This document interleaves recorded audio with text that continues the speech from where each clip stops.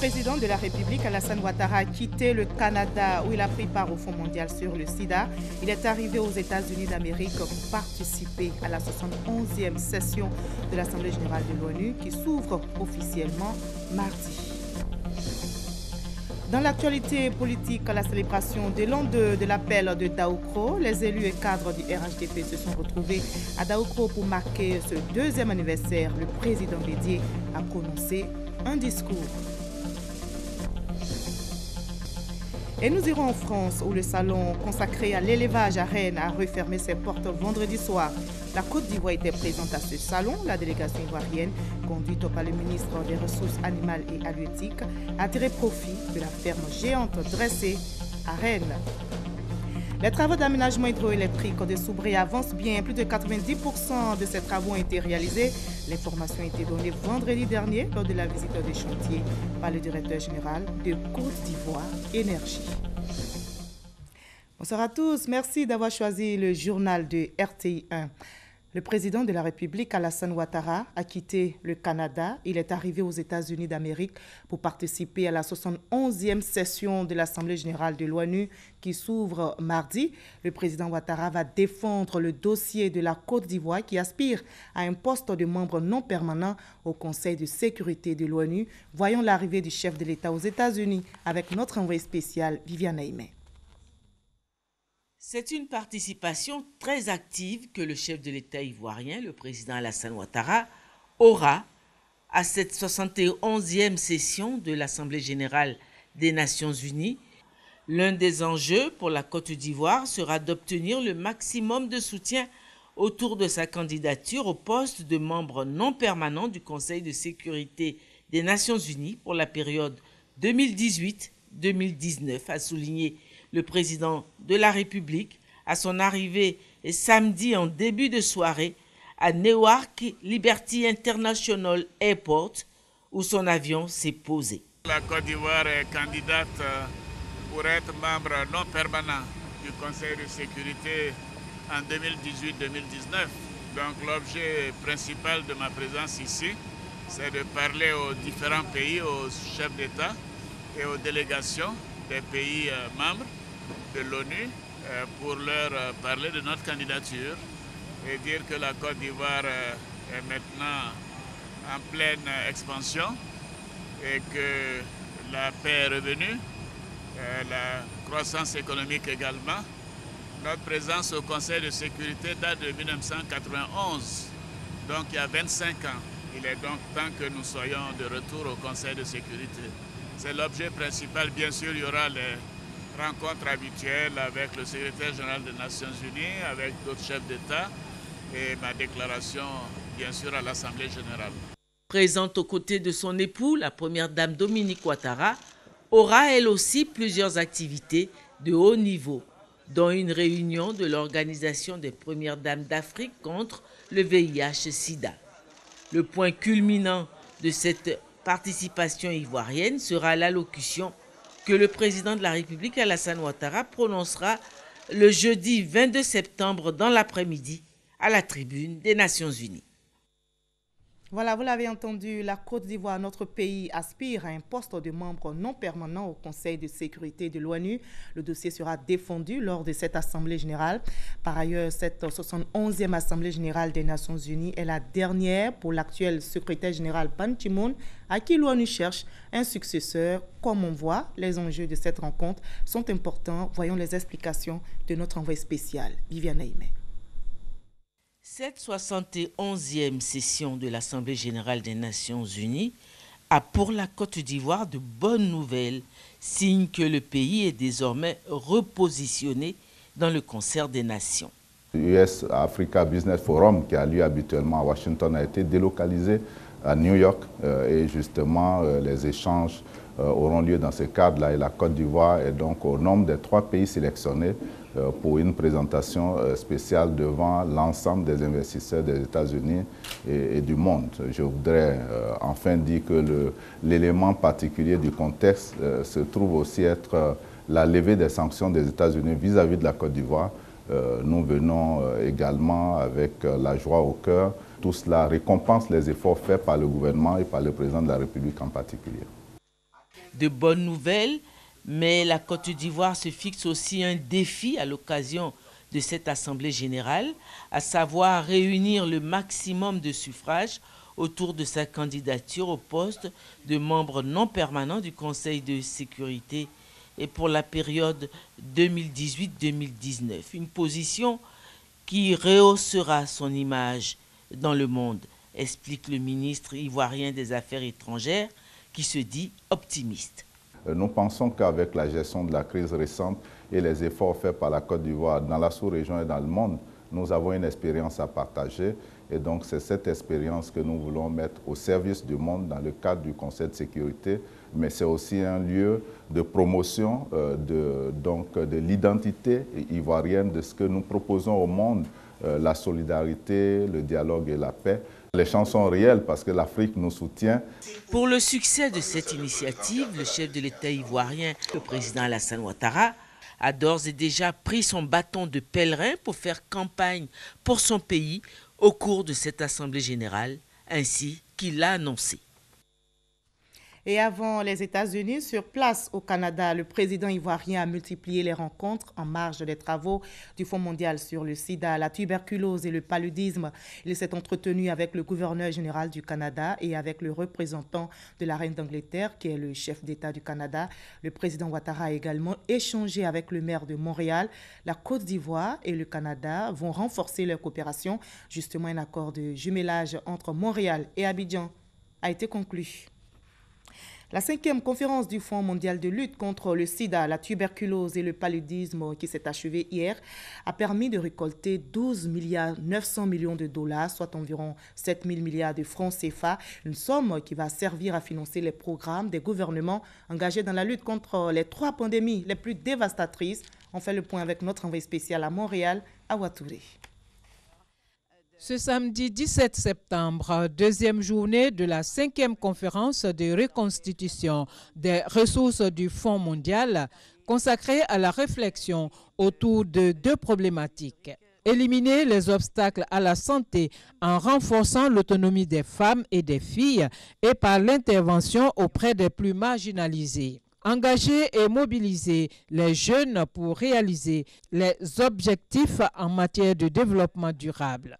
Le président de la République, Alassane Ouattara, dans sa communication, a partagé avec les participants l'exemple de la Côte d'Ivoire en matière de construction de systèmes de santé durables ouverts à tous, avant de relever la contribution du Fonds mondial à l'amélioration de l'accès aux soins de santé. Le Fonds mondial a beaucoup contribué à aider la Côte d'Ivoire.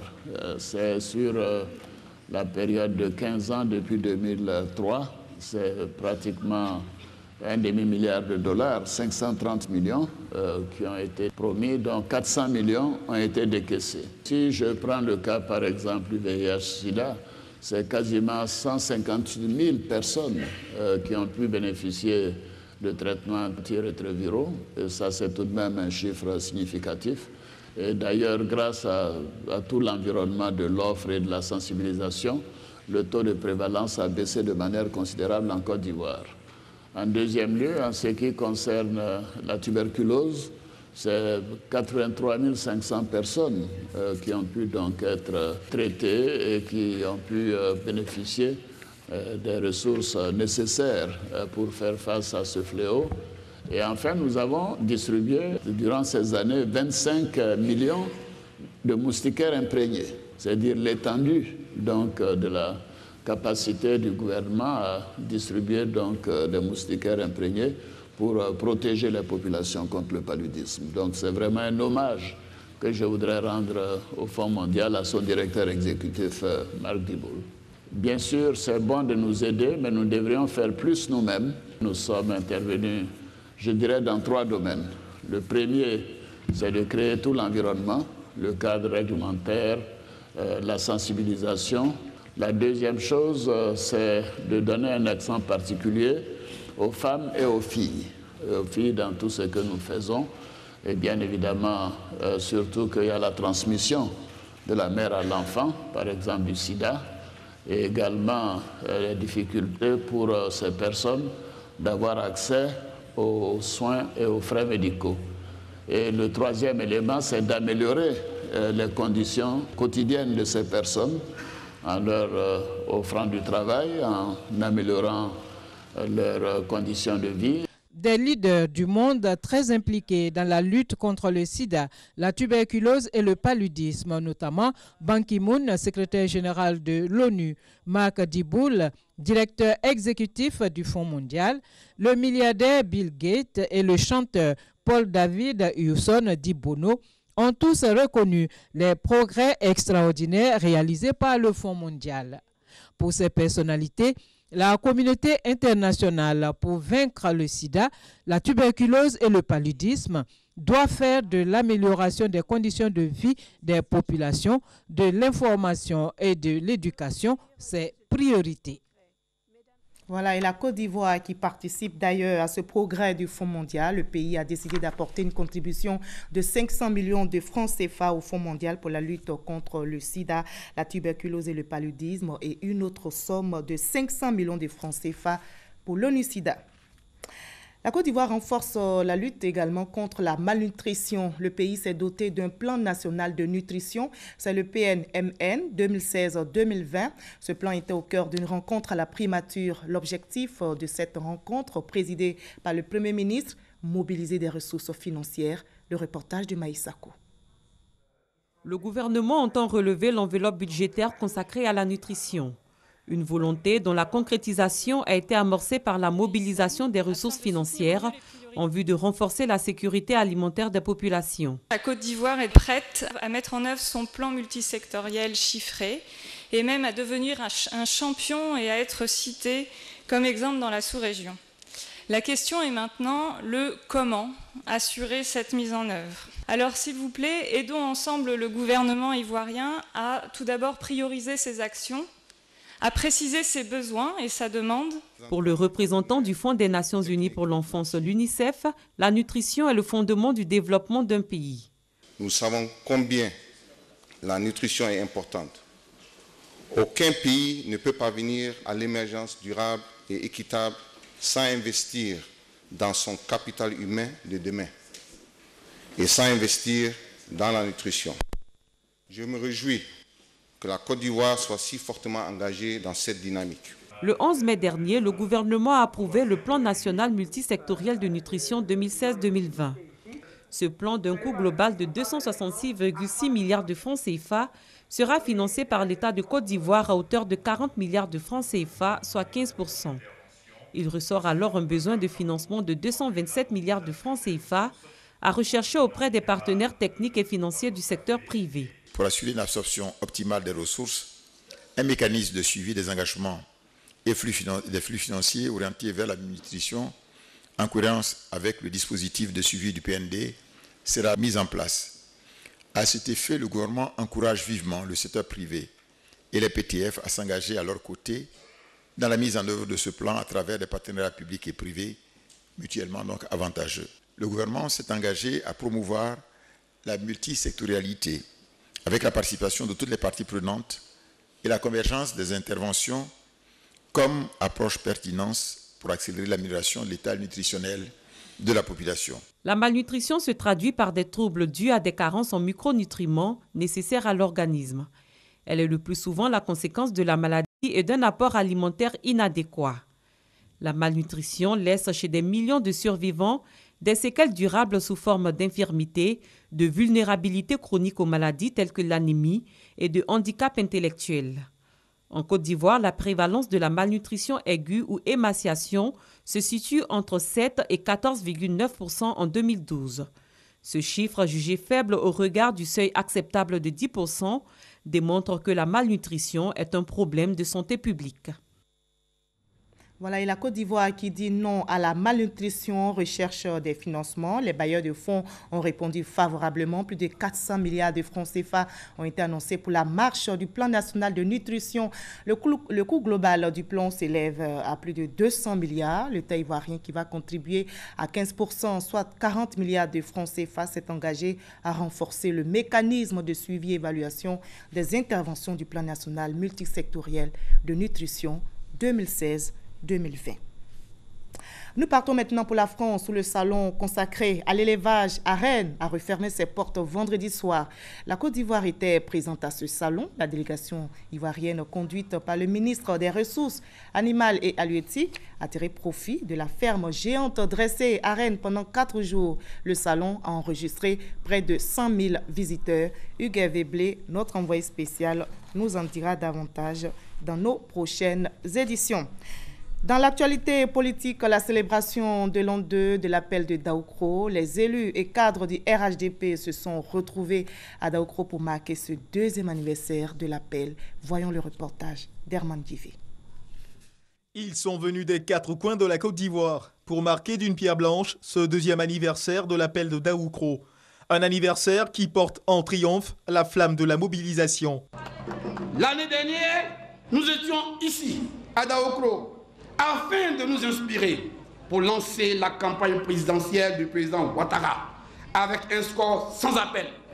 Cette année, nous sommes à Daoukro, autour du président Bédié, pour prendre notre inspiration afin de jeter les bases du parti unifié et de lancer la campagne écrasante pour le oui massif pour la nouvelle constitution de la 3e République de Côte d'Ivoire. Une inspiration pour les batailles futures qui trouvent son essence dans le tandem Henri Konan Bédié Alassane Ouattara. Tous les cadres et les militants du RHDP ont le devoir historique de s'impliquer totalement dans la vision des présidents Bédié et Ouattara.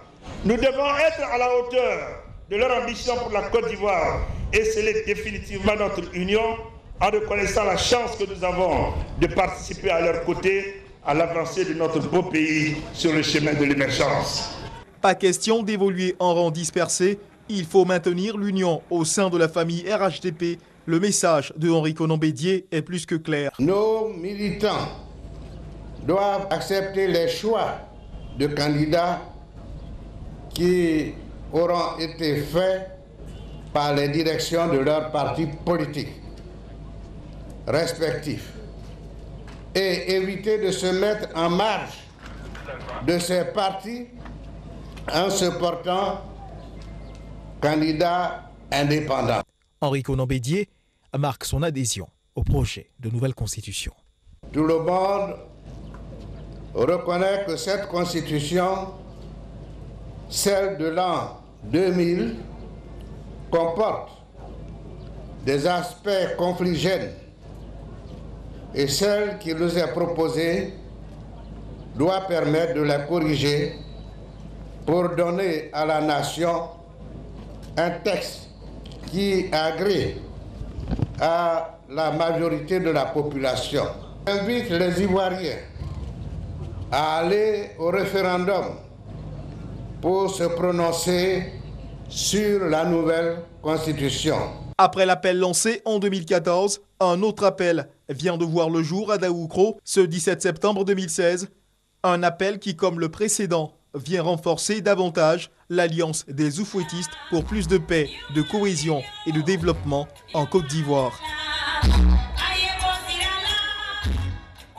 Notre reporter Raymond Guivé a recueilli quelques réactions des cadres du RHDP après cette cérémonie. Il se prononce justement sur ce 2e appel lancé par Henri Konan Bédié. Nous les écoutons. Cet événement traduit la conjugaison de 2 hommes d'État.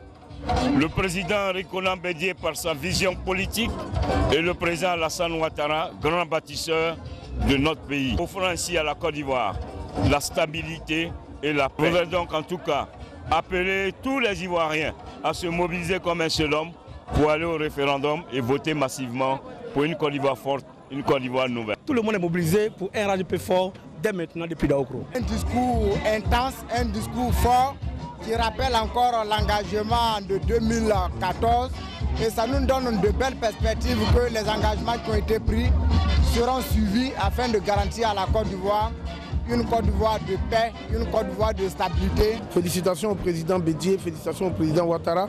On a fortement besoin de cette force du RHDP pour que nous puissions aller résolument vers l'émergence à l'horizon 2020, mais qu'au-delà, cette force continue de guider les pas des fils de la Côte d'Ivoire pour que la Côte d'Ivoire devienne le meilleur pays d'Afrique de l'Ouest et que très rapidement nous puissions tourner le dos à tout ce qui est violence quant à la prise de pouvoir. Satisfait avec le mot d'ordre qui a été lancé par le président Henri Konan Bédié. Nous allons traduire en tant que cadre ces deux modes en action concrète sur le terrain à partir d'aujourd'hui. Nous allons le voir maintenant en images. En France, le salon consacré à l'élevage à Rennes a refermé ses portes vendredi soir. La Côte d'Ivoire était présente à ce salon. La délégation ivoirienne conduite par le ministre des Ressources animales et halieutiques a tiré profit de cette ferme géante dressée à Rennes pendant 4 jours. Le salon a enregistré près de 100 000 visiteurs, comme nous rapporte Hugues Veblé, notre envoyé spécial à Rennes. Admiratif devant les nouveautés technologiques du secteur de l'élevage et de l'agriculture, ces visiteurs du Space de Rennes sont ivoiriens.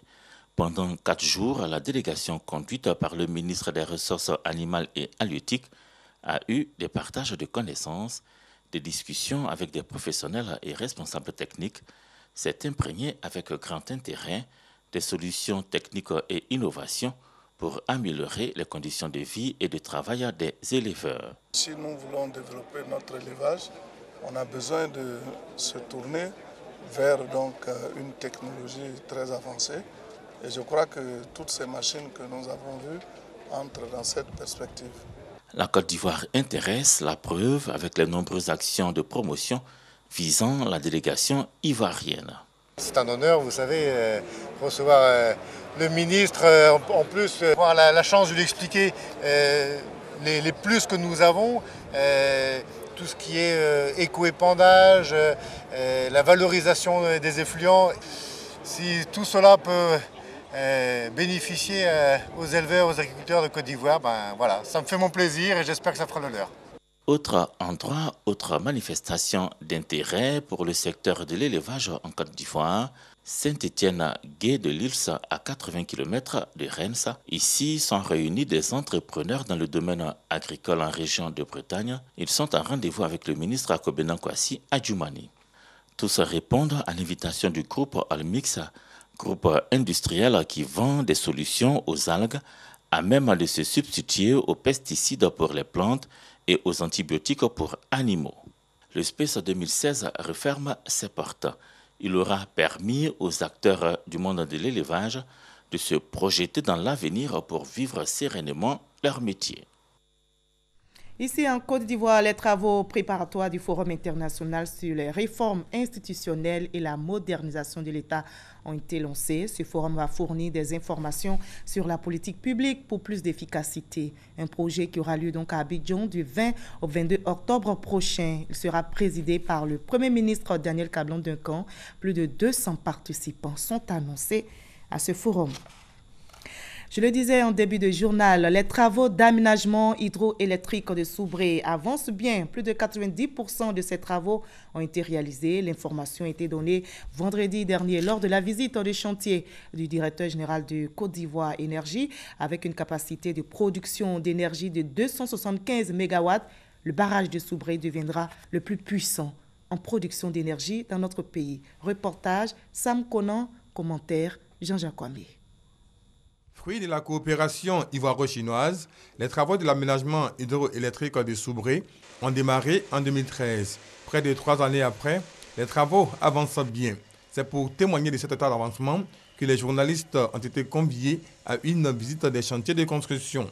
Constat, la digue pour barrer l'eau est achevée, l'évacuateur d'eau opérationnel également terminé, la prise d'eau et les pylônes de transport. Reste le canal de restitution et l'usine de production qui sont en finition. Entre la prise d'eau et l'usine, il y a une dénivelée. C'est fait ciment, c'est pour créer la pression. Donc l'eau descend avec une pression, à une certaine force sur le groupe. Donc ça fait tourner les roues. Les roues sont reliées à un rotor qui va tourner autour du stator pour produire de l'électricité. Avec ces avancées, le délai de livraison sera respecté, a indiqué le directeur général de Côte d'Ivoire Énergie à l'issue de la visite. Et nous avons pu noter avec satisfaction le bon avancement du chantier, le bon déroulement des travaux et qui aujourd'hui sont avancés à un taux de 90%. Et avec l'entreprise, avec notre ingénieur conseil, avec nous-mêmes, tous nos experts, nous envisageons les phases à venir avec une sérénité. Les populations déplacées des campements ont été relogées. Prochaine étape, la mise en eau du barrage en fin d'année 2016. Rappelons que le coût des travaux du projet est de 281 milliards de francs CFA, dont 231 milliards pour la construction du barrage et des cités et 50 milliards de francs CFA pour les mesures environnementales et sociales. La présidence de la République, chaque année, octroie des bourses d'études aux meilleurs bacheliers des filières scientifiques en Côte d'Ivoire. Et cette année, ils sont une soixantaine à en bénéficier. Leur destination, la France, la Tunisie et le Maroc, dans plusieurs établissements qualifiés. La dernière vague, une vingtaine de bénéficiaires, a embarqué vendredi à destination de Casablanca au Maroc. Franck Quadio les a rencontrés avant leur départ. Iris, sa nouvelle bachelière à série D, a eu la mention très bien. L'ancienne du lycée Sainte-Marie fait partie de la soixantaine de bénéficiaires de la bourse présidentielle 2016. Elle embarque à ce soir en direction de Casablanca, au Maroc, en compagnie de 22 autres futurs étudiants. D'abord, je vais faire les classes préparatoires, bac commerce, et ensuite je vais me spécialiser pour devenir soit auditeur financier ou expert comptable. Accompagnateurs et enfants effectuent les dernières vérifications avant le départ. La fierté de voir le labeur de sa progéniture récompensé est bien perceptible. Le président de la République prône le mérite et je crois que c'est concret. Cette vague est la troisième. Il y a eu les jours précédents deux premiers groupes de boursiers à destination de la France puis la Tunisie. Les conditions de sélection se font par critère de mérite. Lorsque le bac est proclamé, nous recevons le PV de la DECO et c'est à la base de ce document-là que nous faisons la sélection du plus méritant. Ces meilleurs bacheliers des séries scientifiques de Côte d'Ivoire, notons-le, seront pris en charge par l'État pour une durée d'études de 5 ans. Des classes et des cartons de craie ainsi que de cahiers pour la rentrée scolaire 2016-2017. C'est l'apport de la mairie de Yamoussoukro pour soutenir la population. Pour le conseil municipal, il s'agit de mettre le personnel d'encadrement et les élèves dans des conditions optimales d'études et de travail. Astou Touré. 81 cartons de craie ont été offerts au personnel d'encadrement et aux élèves de la commune de Yamoussoukro. C'est un don du conseil municipal avec à sa tête Jean Kwapounilangwe Kwadio en vue de permettre aux enseignants et aux écoliers d'être opérationnels dès les premiers jours de la rentrée des classes.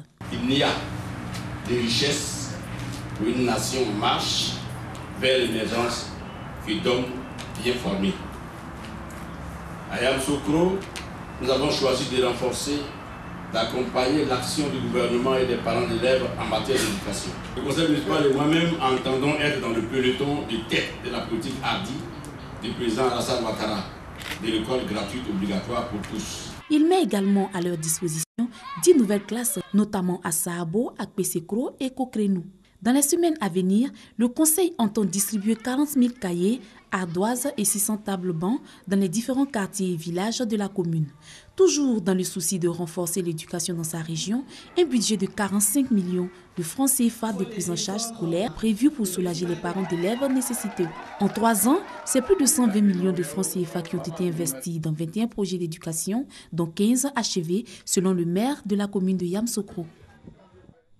À Odiéné, les populations du Denguélé ont célébré dernièrement dans la ferveur la fête de la Tabaski, un concert géant qui a vu la participation de plusieurs artistes de renom. S'est déroulé au stade Mamadou Koulibaly. Ce concert géant a refusé du monde, nous rapporte Abou Sanogo. Stade Mamadou Koulibaly d'Odiéné. Grande mobilisation de la jeunesse à l'occasion d'un giga concert offert par le ministre des Transports Gaoussou Touré, cadre de la région. Sur une même scène, des artistes en vogue du moment, Mawa Traoré, JC Pluriel, Fadaldi, Force One et Arafat DJ qui ont tenu le nombreux public en haleine pendant 3 heures d'horloge.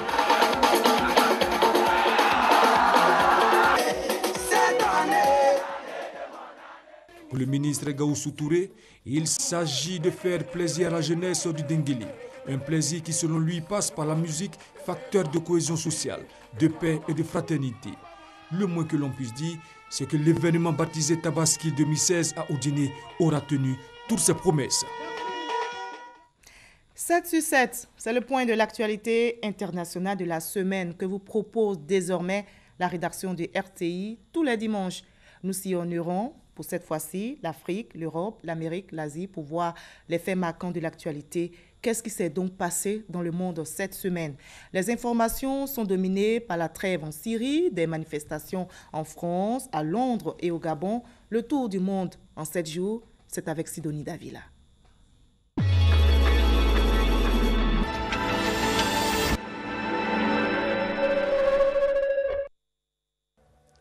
Démarrons le tour hebdomadaire de l'actualité dans le monde. En Afrique du Sud, où le lundi, le président Jacob Zuma, sommé de rembourser l'argent public ayant servi aux travaux d'aménagement dans sa résidence privée, s'est exécuté. Il a remboursé à l'État près de 500 000 €, mais Jacob Zuma continue de faire face à la colère des partis politiques de l'opposition. Mardi aux États-Unis, Barack Obama a défendu avec fougue Hillary Clinton, candidate démocrate à sa succession contre les critiques injustes dont elle fait l'objet.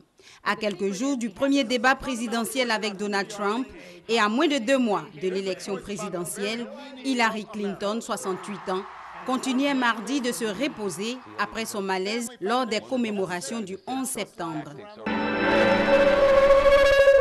Le Gabon, suspendu aux lèvres de la présidente de la Cour constitutionnelle. Elle doit se prononcer sur la validité ou non d'Ali Bongo après le recours déposé par son adversaire. Justement, pour soutenir la réélection contestée d'Ali Bongo, près d'1 millier de personnes ont marché à Libreville ce mercredi dans la capitale gabonaise.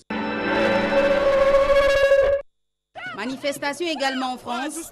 Jeudi, plusieurs dizaines de milliers de personnes ont battu le pavé partout dans les villes pour réclamer l'abrogation de la loi travail promulguée en août. Cette décision aura déclenché des mois d'affrontements politiques et de conflits sociaux, sans faire plier l'exécutif. Premier sommet post-Brexit ce vendredi à Bratislava. 27 chefs d'État ou de gouvernement de l'Union européenne ont eu rendez-vous ce vendredi dans la capitale de la Slovaquie. Ce sommet informel sans le Royaume-Uni est censé être la première étape de la reconstruction de l'UE après le Brexit. L'objectif est de donner une nouvelle impulsion à l'Europe en panne. Dans la matinée de ce même vendredi, loin des débats de Bratislava aux États-Unis, la candidate démocrate revient sur le devant de la scène après son malaise. Hillary Clinton a décidé de faire son premier meeting en Caroline du Nord, à Greensboro. Dans l'après-midi de ce samedi, près de 20 000 manifestants marchaient dans les rues de Londres pour réclamer une politique d'accueil des réfugiés plus généreuse. Retour au Moyen-Orient, plus question de trêve depuis ce dimanche en Syrie. Les quartiers rebelles de la ville du nord du pays ont été visés par 4 raids, les premiers depuis l'entrée en vigueur de la trêve parrainée par la Russie et les États-Unis.